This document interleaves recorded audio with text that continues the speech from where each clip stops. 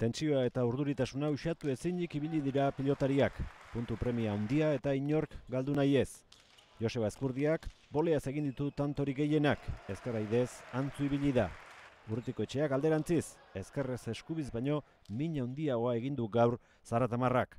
Ez naiz komodo aritu eskumaz gozaterakoan, ez nun ondo sartzen gerria da ez nun ongi gozatzen, baina hemen importantiena puntua irabaztea da esan ezkerrakin da gustora ibilinaz.